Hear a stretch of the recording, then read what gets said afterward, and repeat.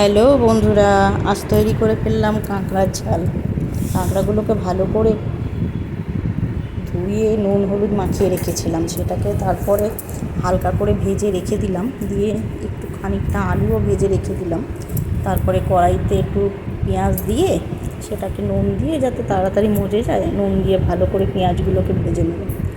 পেঁয়াজগুলো যখন বাদামি রঙের হয়ে এলো তখন একটু রসুন বাটা সেটাকে দিয়ে পেঁয়াজটা ভালো করে নেড়ে রসুনটা যখন ভাজা ভাজা হয়ে আসবে তখন তাতে আরও মশলা যা আছে, আদা বাটা, কাঁচা লঙ্কা বাটা, তারপর একটু জিরের গুঁড়ো, একটু লঙ্কার গুঁড়ো, একটু হলুদ, টমেটো সব দিয়ে ভালোভাবে মশলাটাকে কষাতে হবে।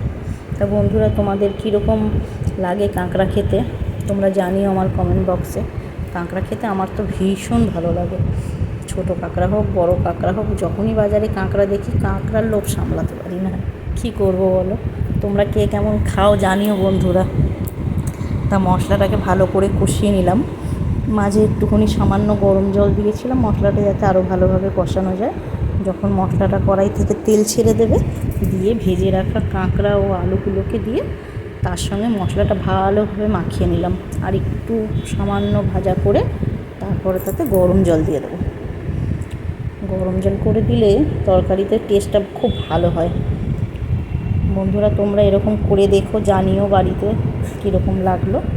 তারপরে যখন ঝোলটা ভালোভাবে ফুটে আসবে, আলুটা সেদ্ধ হয়ে যাবে, দেখবে ঝোলটা একটু মাখা মাখা হয়ে যাবে, তখন তৈরি হয়ে গেল আমার কাঁকড়ার ঝাল। তোমরা বন্ধুরা বাড়িতে বানিয়ে দেখো কীরকম লাগে, আমাকে পরে জানিও কমেন্ট বক্সে। টাটা।